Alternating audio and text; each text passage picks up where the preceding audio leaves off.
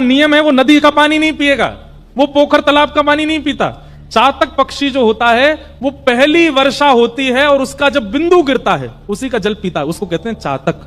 और चातक पक्षी का नियम होता है वो चहकता कैसे है, प्यासा हूं प्यासा हूं। जो पहाड़ों में रहते हैं, हिमाचल के लोग होंगे, कश्मीर, उनको चातक पक्षी की आवाज आती होगी सुबह, प्यासा हूं, वो ऐसे ही बोलता है। तो ठाकुर जी ने पत्र लिख करके भेजा, मेघ तो समय आने पर बरसेगा।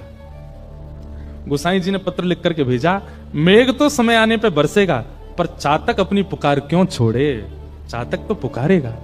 मेघ चाहे जब बरसे, पर चातक प्यासा हूं प्यासा हूं प्यासा हूं ये तो गाएगा ना।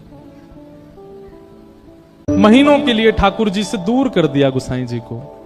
पर एक दिन अकबर को यह बात पता चली कि हमारे प्रिय श्री गोसाई जी को उनके ठाकुर की सेवा से दूर कर दिया कृष्णदास ने। तो अकबर ने अपनी सेना भेज करके कृष्णदास जी को कारागृह में डाल दिया।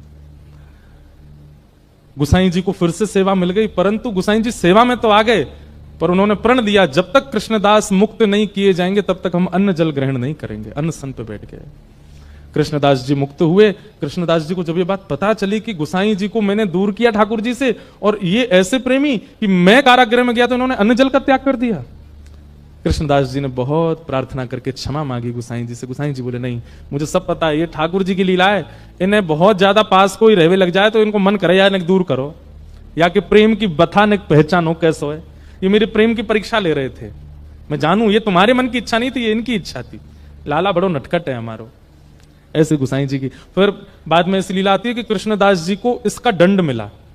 एक भक्त को ठाकुर जी से दूर किया और दंड क्या मिला कि सुबह सुबह जल भरने के लिए कुआं में गए और पांव फिसल गए और कुआं में गिर के उनकी मृत्यु हुई।